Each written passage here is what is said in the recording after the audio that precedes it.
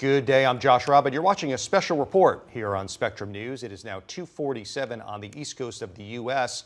and 8:47 in Fasano, Italy. President Joe Biden is holding a news conference there with Ukrainian President Volodymyr Zelenskyy after wrapping up G7 summit meetings. President Biden also, as you see there, signing with the president of Ukraine a bilateral security agreement with Ukraine. Ukraine has long been, of course, at war with Russia, and a handshake there. And now both men are headed to their respective podiums for some remarks and some questions we expect from the press. Let's listen in.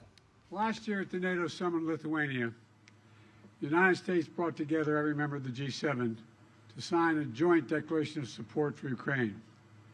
25 additional countries joined us quickly. Each agreed to forge a long-term bilateral commitments with Ukraine. President Zelenskyy and I have just now signed that agreement between the United States and Ukraine.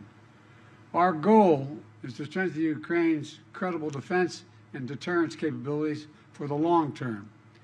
A lasting peace for Ukraine must be underwritten by Ukraine's own ability to defend itself now and to deter future aggression anytime in the future.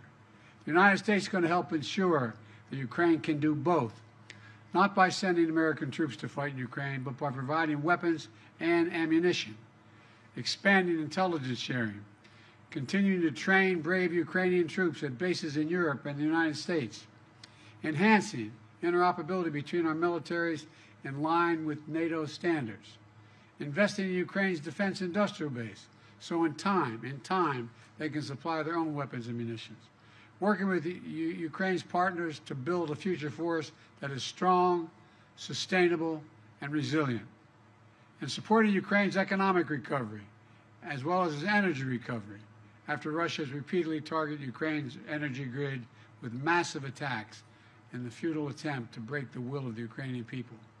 All these lines of efforts and others are laid out in this agreement.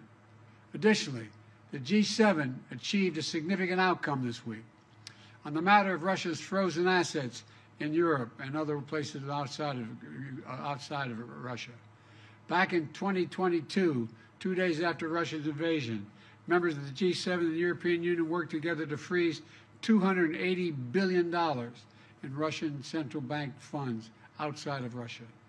I'm very pleased to share that this week, the G7 signed a plan to finalize and unlock $50 billion from the proceeds of those frozen assets, to put that money to work for Ukraine. Another reminder to Putin, we're not backing down. In fact, we're standing together against this illegal aggression. The agreement that President Zelenskyy and I just signed also lays out our shared vision for a just peace, a peace rooted in the UN Charter and the principles of sovereignty and territorial integrity, a peace with a broad base of support around the world that holds Russia accountable for the damage it has done in this war. We will see this vision strongly affirmed at the historic peace conference happening in Switzerland this weekend, where Vice President Harris will represent the United States. Finally, this agreement accelerates Ukraine's integration into the European and transatlantic communities. It includes major commitments from Ukraine to implement democratic, economic, and security reforms in line with the European Union's accession goals and NATO's programs of reform. While we take this step, the United States is also intensifying pressure on Russia. Yesterday, the U.S. Treasury Department made clear any bank anywhere in the world that deals with sanctioned Russian banks, companies, or individuals risk being sanctioned themselves. And we announced roughly 300 new sanctions on individuals and companies that are helping Russia with the war effort. They include key parts of Russia's financial sector. I'll wait till it goes over.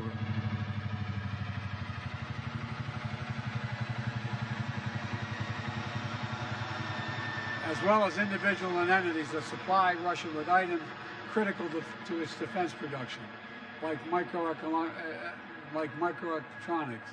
machine tools, and industrial materials. We also sanction more Russian future energy projects, that Russia's natural gas oil projects that are under construction and are not yet fully operating.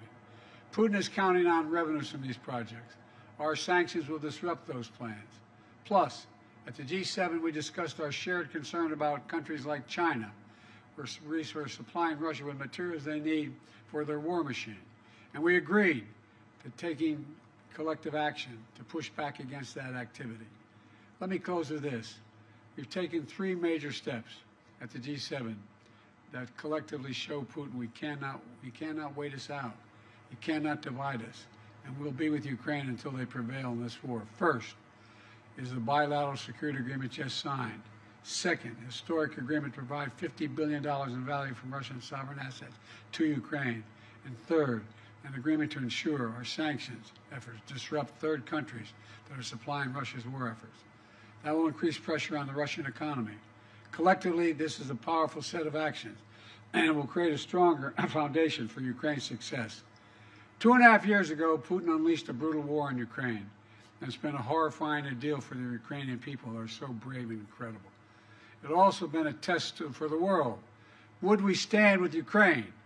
Would we stand for sovereignty, freedom, and against tyranny? The United States, the G7, and countries around the world have consistently answered the question by saying, yes, we will. We will say it again. Yes, again and again and again. We're going to stand with Ukraine. And thank you, and I now yield to my friend from Ukraine, President. Thank you so much, Mr. President Biden, dear President, dear journalists, dear Ukrainians, dear Americans, and thank you so much. Thanks, Italy and Georgia, for an invitation. Dear friends, today is a truly historic day, and we have signed the strongest agreement between Ukraine and the U.S. since our independence. And this is an agreement on security and thus on the protection of human life. This is an agreement on cooperation and thus on how our nations will become stronger. This is an agreement on steps to guarantee sustainable peace, and therefore it benefits everyone in the world, because the Russian war against Ukraine is a real global threat. I thank you very much, Mr. President, for your leadership, which is reflected in particular in this agreement and in your years of support for Ukraine. I thank our teams, both teams. Thanks very much for making sure that the details of the agreement are really good. And of course, I want to thank every Ukrainian soldier, all our people whose courage made this level of alliance between Ukraine and the United States possible. And I'm proud of our people and what Ukraine can do, and I'm very grateful to all Americans, to everyone in America who strengthens American leadership. So, under the points of the agreement, first, the agreement contains a very detailed, legally binding part, and this means the credibility of America's support for our Ukrainian independence. Secondly, security commitments from the United States are based, among other things, on the sustainability of security and defense support, not only for the duration of this war, but also for the period of peace after the war. And we will definitely ensure peace. Third, it clearly states that America supports Ukraine's efforts to win this war. Fourth, the agreement has good provisions on weapons for our defense, whereas specifically on the Patriot systems, whereas specifically on the supply of fighter squadrons to Ukraine. That's right, plural squadrons, including but not limited to F-16s. We have worked for a long time for this. The agreement is also very specific about the supply of the necessary weapons, joint production and strengthening of the defense industries of our countries through our cooperation. And this is something that will not only provide security, but also new, good jobs for Ukrainians and Americans. The agreement also outlines what is needed in terms of intelligence information. The agreement contains key aspects of protecting the lives of our people. Fifth, it is very important that the agreement also addresses the issue of Russia's just responsibility for this war and its attempts to destroy Ukrainians. America supports both fair compensation for the damage caused by Russian strikes and working out ways to ensure that frozen Russian assets are used to protect and rebuild Ukraine. The agreement also includes sanctions and export controls that will make Russia feel the pain for what it is doing against the freedom of peoples. And two more things. I'm grateful that the philosophy of our security agreement is in fact the philosophy of the alliance, and that is why the issue of NATO is covered through the text of the agreement. It states that America supports Ukraine's future membership in NATO and recognizes that our security agreement is a bridge to Ukraine's membership in NATO. It is very important for all Ukrainians and for all Europeans to know that there will be no security deficit in Europe, which tempts the aggressor to war and makes the future uncertain. Now we are clearly defining everything. We will cooperate for the sake of victory, make peace guarantees effective, and provide the necessary security for our people.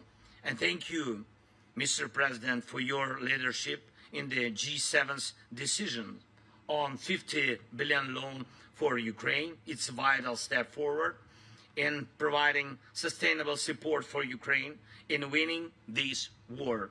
Russian immobilized assets should be used for defending lives of Ukrainians from Russian terror and for repaying the damage aggressor caused to Ukraine. It's fair and absolutely right. Mr. President, thank you, your team. I would also like to thank the United States Congress for their support, both parties, both chambers.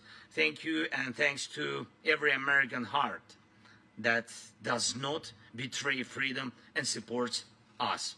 Slava Ukraini!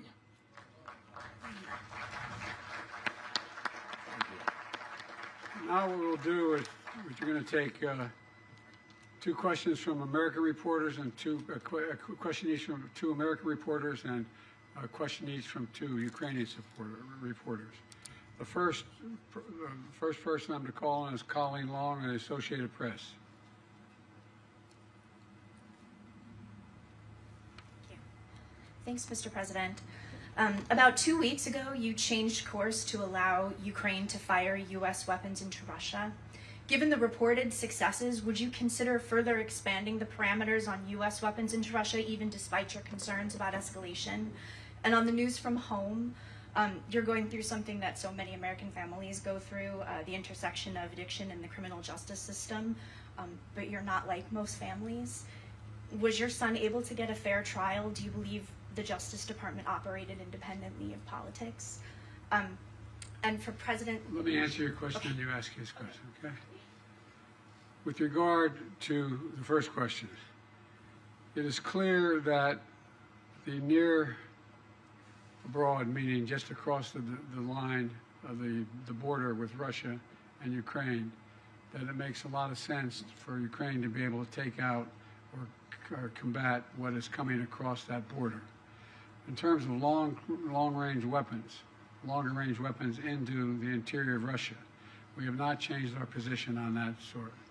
With regard to the question regarding the family, I'm extremely proud of my son Hunter. He has overcome an addiction.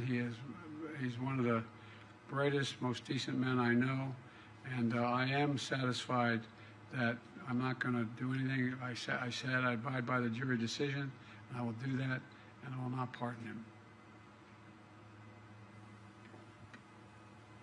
President Zelenskyy, a number of leaders here in Italy, including President Biden, are facing upcoming election challenges. How will the security agreement signed tonight and the other promises of support continue if they are not in office? And what's your contingency plan if they don't?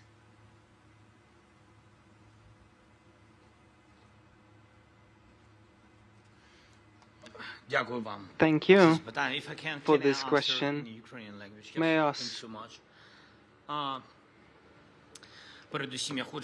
First and foremost, I'd like to thank the people of the nations, first and foremost, to the United States, to the countries in Europe and on other continents who have supported us since the very beginning of this absolutely unjust war of Russia against the people of Ukraine.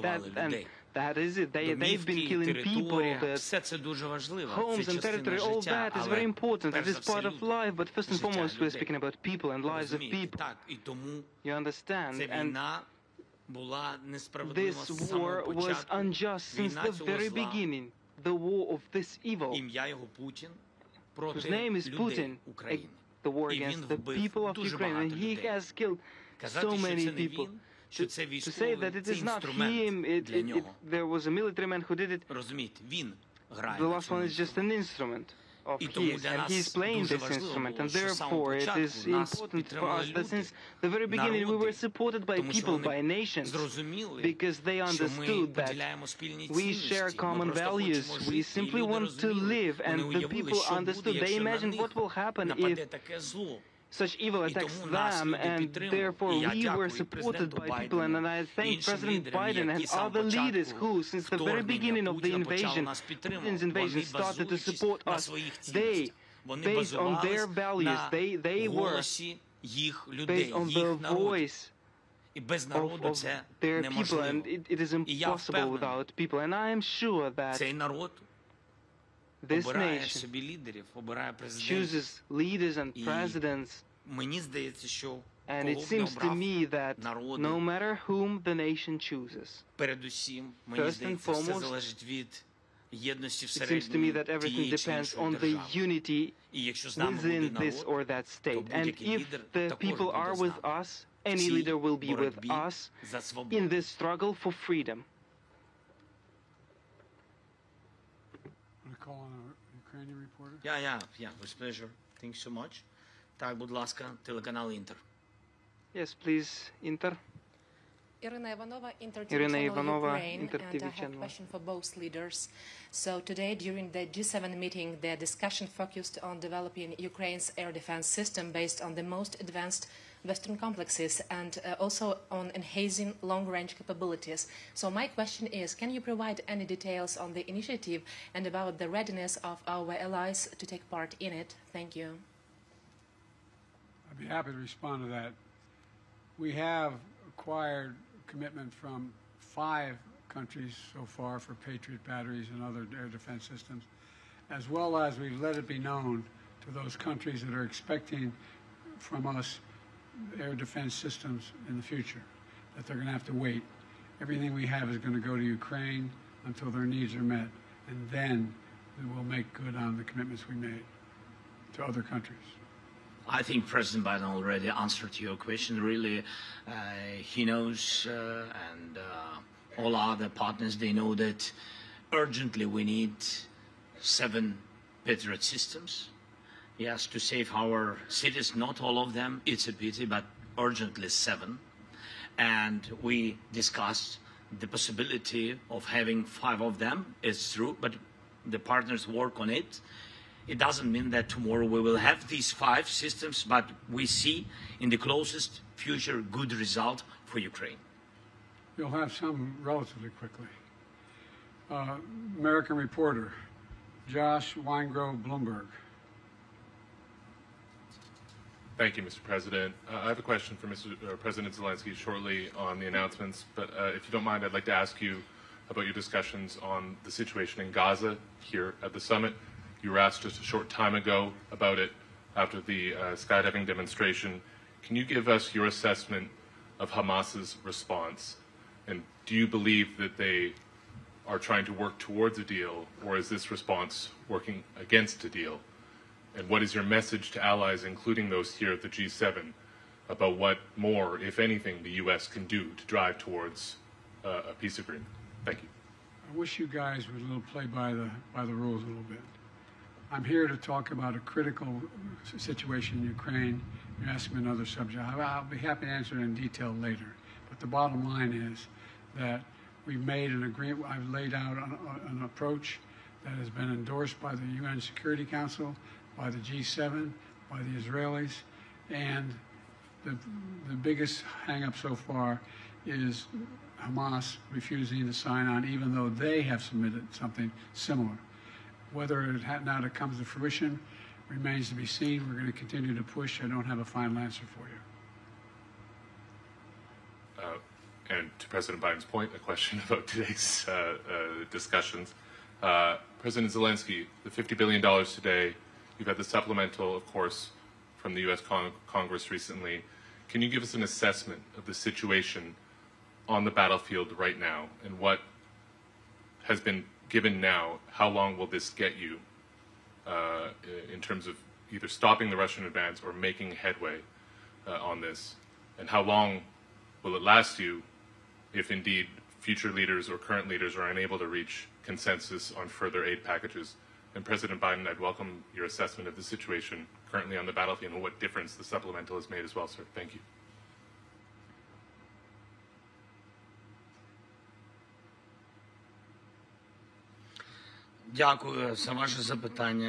Thank you for your question. Indeed, we were expecting the fundamental package of the support within the Congress of the United States of America, and truly it was a long pause for our warriors first and foremost, but it is important, and we are grateful that in the very end we have this supplement, and this will for sure strengthen our warriors. Yes, this has given the opportunity to the enemy within this pause to try to occupy Kyiv, but that attempt was stopped by our warriors. They were repelled. The enemy was repelled, and we, despite everything, disrupted all their plans, and it seems to me that that is the most important thing. What this supplement that will arrive gives us, it enables us to fully equip the reserves, those guys, those brigades that are ready, so that they provide for the opportunity to rotate our units on the battlefield, so that they can have some rest, so that the brigades can regenerate, so that other brigades enter the battlefield instead of them with equipment. This is what the supplement gives them. So the raise of morale, but also the raise of strength of our brigades, and it seems to me that this is the most important. For how long this will be enough? Look, we without package have been holding the lines for 8 months, and the Russians had no successes. And therefore, the question on for how long it will be enough? No, I think the question has to be for how long the unity will last. The unity in the United States together with the European leaders.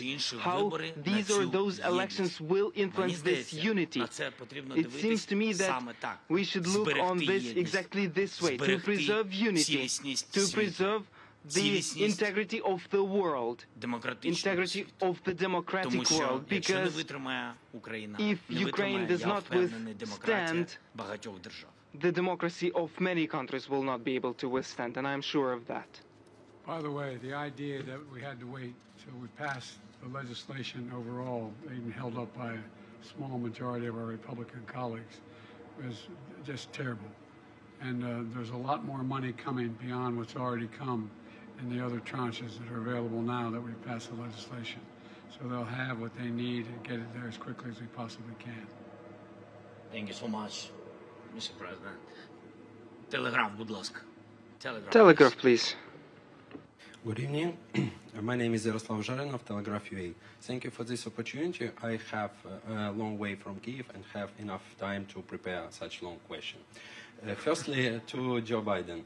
Mr. President, the additional Ukraine Supplemental Appropriations Act that you signed mandated the submission of strategy war for the war in Ukraine within 45 days after its enactment.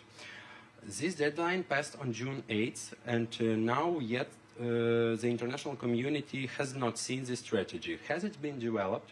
And if the strategy is classified, what step does your administration plan to take to hasten Ukrainian victory in the war? It's my first question. The second will be to the President. What was the last part of your question? Has it been developed, this strategy, and what steps does your administration plan to take to victory Ukraine in the war? The steps we're going to take to make sure that Ukraine has victory and that Russia does not prevail is continued support, what we just signed. We signed that, and a significant number of nations have signed it. We have convinced the G7, we've got support of the G7, and quite frankly, 48 other countries. We sat with the Prime Minister of Japan, South Korea. We have 50 nations have signed up beyond the NATO and the G7. And so we're going to stay as long as it takes. With regard to the plan, that is a plan in process now. We're discussing with our Ukrainian friends exactly what it would be. We have a lot of movement toward that. We know the outlines of it. We have not done the detail of it all.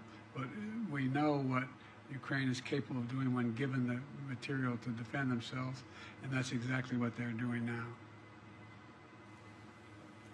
And my second question is to President Zelenskyy. It will be in Ukraine. And recently you have made a couple of sharp statements regarding China, and there are rumors in press regarding the possible supplies of Russia's weapons to China. Apart from that, China is actively promoting its own peace plan among certain countries. What are the motives of Beijing now, and would it be possible to change the vision of China regarding our war, and which role the US can play in this? And the final question is China a partner of Russia in these crimes that it commits? Yes, I understood that your trip was long.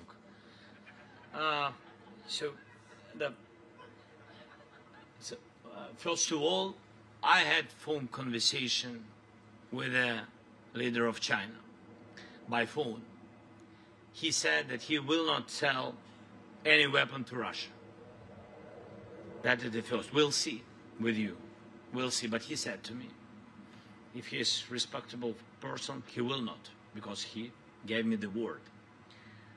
The second, you know very good with details our peace formula. It's very open for everybody, basing on charter, yes, UN, and you know that it bases on next principles: territorial integrity, sovereignty, nuclear security, food security. If China has alternative view on it, it can prepare alternative peace formula. If we share common views on it, like with globally with all the world, I think so. So if they share the same way to peace, we will find dialogue. By the way, China is not supplying weapons, but the ability to produce those weapons and the technology available to do it. So it is, in fact, helping Russia. Thank you all so very much. Appreciate This it. concludes our press conference. Thank you, everybody.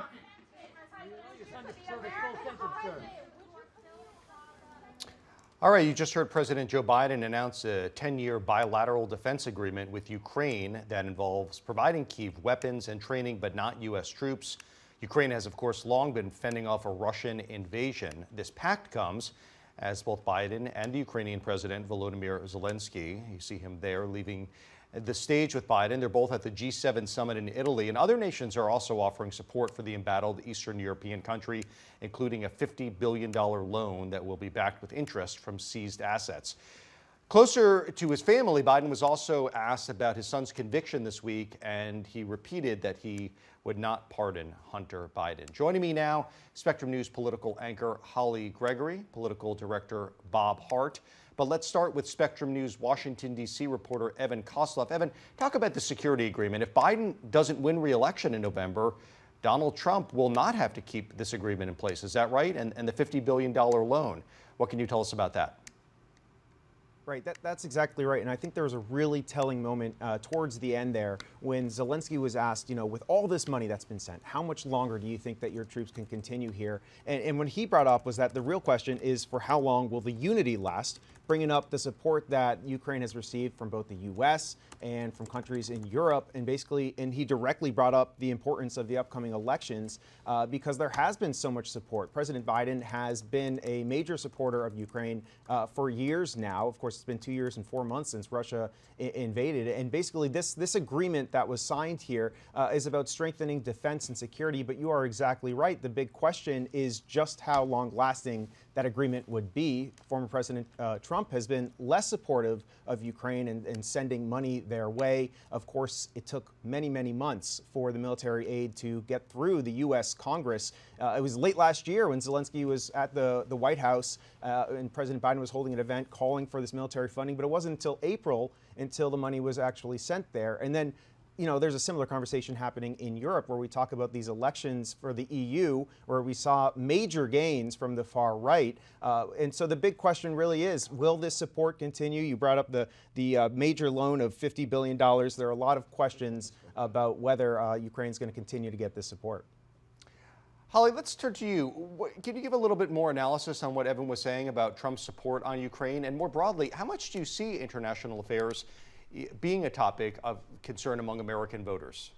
Well, if I had to sum up Trump's stance on Ukraine in just one word, it would probably be vague. He has said many times that this war would never have happened. Putin would not have invaded under his watch. No way to know that. He's also said that he would immediately end this war if he's reelected, but he's never elaborated on how. So that has led people to believe that maybe he would make big concessions to Putin. And he has also just said more broadly that he wants to see people stop dying. I mean, an entire generation of young Ukrainian men has taken such a hit from this conflict. And he also thinks that the EU should be paying more. That's a big theme with Trump. And then more broadly, how much does, do foreign relations actually matter to the voter right now in this election year? Generally not, but since you have two foreign wars, I think it's a little bit different. But you also heard Zelenskyy say that Russia is a global threat. And right now in Florida, we're 90 miles away from 4 Russian warships that are in Cuba. Not a direct threat, but definitely a message. And so we're very cognizant of that here. And when you think about threats, I think the bigger thing is not foreign relations and this topic, but we just had 8 suspected ISIS terrorists who crossed the border. And I think that is much more on voters' minds than this. Yeah. I would agree with that. Bob, let me turn to you. Biden was also asked about his son. To my knowledge, it was the first time that he responded in person. He put out a statement earlier this week. What did he say and what was your read on it? It was the first time we've heard from him speaking about it publicly. He said that he loves his son very much, that he's a great man, that he's glad that he has conquered his addiction seemingly, and that he has no intention whatsoever to pardon him or to get involved in the case. And it sounded as if he respected the decision by the jury. So it was interesting to hear that. Very briefly, is there a message there with Trump saying that he doesn't respect the jury decision in his case? I think it's a real juxtaposition. I think on the one hand, he shows like what every family member would want to say, which is they love their child. And then he has to, because he's president, also say he's not going to go beyond that. Okay. Bob Hart, thanks so much. Evan Kosloff as well, and Holly Gregory. Thank you so much, guys, for your time. We really appreciate it. And thank you at home for watching. Thank you for watching our YouTube channel. Let Spectrum News be your resource for balanced, in-depth political coverage, and click the subscribe button right here. You can also download our app or watch us on TV to learn more about the candidates, where they stand on the issues, and more. We'll see you then.